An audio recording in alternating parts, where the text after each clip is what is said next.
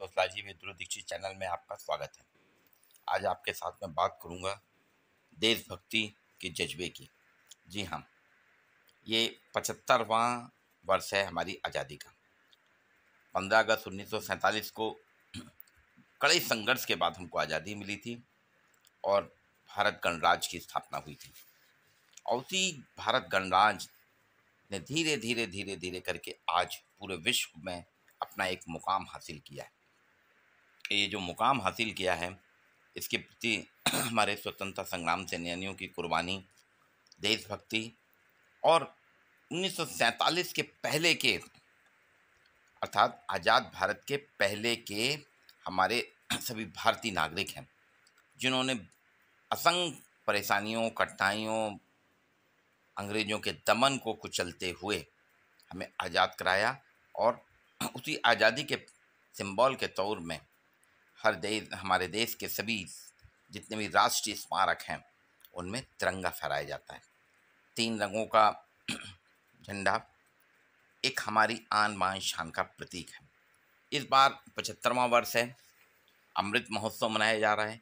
इस अमृत महोत्सव में वर्तमान प्रधानमंत्री आदरणीय नरेंद्र मोदी जी ने आह्वान किया है 13, 14, 15 3 दिन हर नागरिक, हर घर तिरंगा होना चाहिए। हर घर तिरंगा होना चाहिए, हर घर में तिरंगा, जिसके लिए सभी लोग, सभी संस्थाओं को कहा गया अधिक से अधिक तिरंगे बनाएं और उनको खरीद के आप लाएं। हम अपने पोस्ट ऑफिस, निकटतम पोस्ट ऑफिस में जाएंगे जहां 25 रुपये का तिरंगा आपको मिल जाएगा। कलेक्ट्रेट में तिरंगा मिल जाएगा और भी जगह तिरंगा मिल जाएगा। खुद अभी एक दिन समाचार आया था कि प्रदेश के मुख्यमंत्री आदरणीय शिवराज सिंह चौहान ने भी न्यू मार्केट टीटी नगर में तिरंगा का क्रय किया, तिरंगा झंडा खरीदा और वो अपने घर ले गए।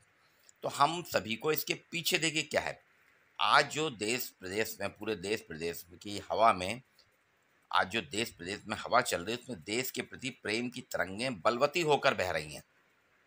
हर घर तिरंगा अभियान के प्रति स्कूल से लेकर घर, राजनीतिक दलों से लेकर प्रशासन तक में उत्साह, उल्लास और आनंद देखा जा रहा है। चारों ओर सकारात्मकता है। देश का प्रत्येक व्यक्ति आस्था, श्रद्धा, विश्वास, समर्पण का भाव लिए हुए हृदय में द्विगुणित हो रहा है। उसके हृदय में, हर व्यक्ति के हृदय में देश के प्रति भक्ति, श्रद्धा, आस्था, विश्वास, समर्पण भाव हिलोरे मार रहा है। अब आप देख रहे होंगे कि ये दोहराने की आवश्यकता नहीं है। हर घर राष्ट्रीय ध्वज लगाना केवल राष्ट्रभक्ति का प्रतीक है। कुछ लोग कह रहे हैं इसमें कि अगर आपने झंडा लगा लिया, तिरंगा लगा लिया तो ये राष्ट्रभक्ति थोड़ी प्रदर्शन करना है। इसको आप अपने दिल में प्रदर्शित करिए, घर के बाहर नहीं। लेकिन ये वास्तव में ये बात सही है। एक स्पष्ट संकेत है कि देश के साथ, देश की अधिकतर जनता के साथ, देश का तंत्र, यहाँ के विधान के साथ साथ देश की जनता को साथ में लेके चलना भी लोकतंत्र की पहली निशानी है। इसलिए प्रधानमंत्री जी देश की जनता के साथ चल रहे हैं, देश की जनता को आह्वान कर रहे हैं। देशभक्ति तो सही बात है कि हमारे यहाँ के वीर सिपाही जो बॉर्डर पे खड़े हैं वही हैं। वो जब चाहे तब बंदूक उठा लेते हैं, उनको उठाना पड़ता है, दुश्मन को दूर रखना पड़ता है, दुश्मन की गोली भी खाते हैं। लेकिन हम हर आदमी, नागरिक, हर नागरिक देश का नागरिक सैनिक नहीं बन सकता। जरूरी है कि सैनिक देशभक्ति के साथ बॉर्डर पे खड़े आपको बचा रहे हैं, रख रहे हैं, लेकिन हमारा भी एक सम्मान है कि उन सैनिकों ने जो तिरंगे को बचाया है, तिरंगे की जो रक्षा की है, उसके प्रतीक स्वरूप हम अपने घर में लगाएं।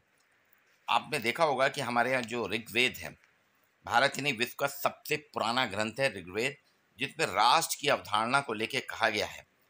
ऋग्वेद में तक में कहा गया, राष्ट्र की अवधारणा को लेकर कहा गया है, हिमवान हिमालय जिसका गुण गा रहा है, हिमवान हिमालय जिसका गुण गा रहा है, नदियों समेत समुद्र जिसके योगदान में निरत है, नदियों सहित समुद्र जिसके योगदान में निरत है, बहुत सदृश दिशाएं जिसकी वंदना कर रही हैं, बहुत सदृश दिशाएं जिसकी वंदना कर रही हैं, उस राष्ट्र देव को हम अपना सर्वस्व अर्पित करें।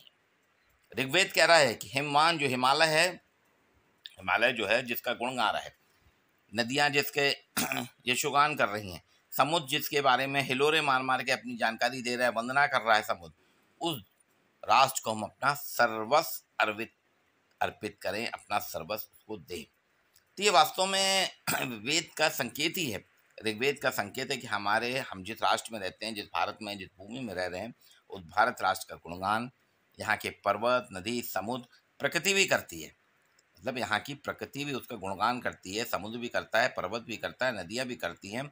हमें उसकी सुरक्षा, उसकी समृद्धि, संरक्षण, संस्कृति, सभ्यता को अक्षुण्ण रखने के लिए संवेद होना चाहिए, आज के लिए आगे आना चाहिए, उसके लिए समर्पित होना चाहिए।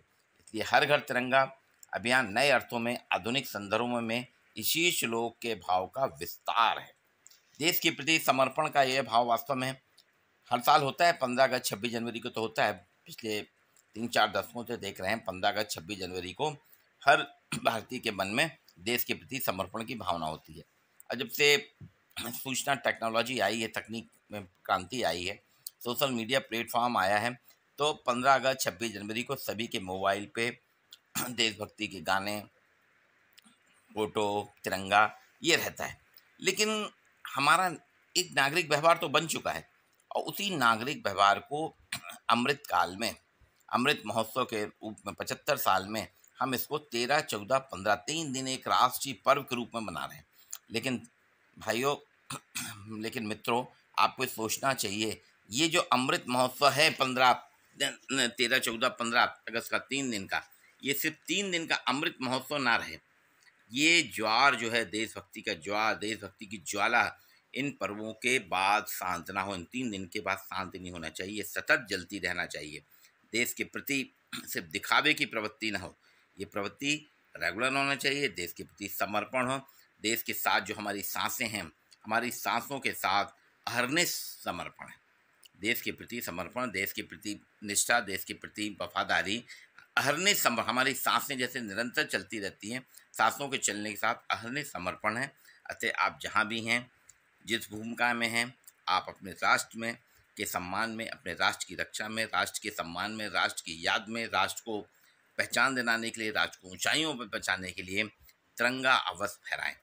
और ये देश के लिए, ये तिरंगा फहराना जो देशभक्ति का जज्बा है, आओ तिरंगा फहराएं, घर घर तिरंगा, हर घर तिरंगा, ये जो अभियान है, ये कोई सरकार का अभियान नहीं है, ये अभियान वास्तव में हर भारतीय का अभियान है, देश के लिए, देश के नागरिकों का अभियान है। आइए हम सब इसमें अपनी भागीदारी करें, ये है देशभक्ति का जज्बा।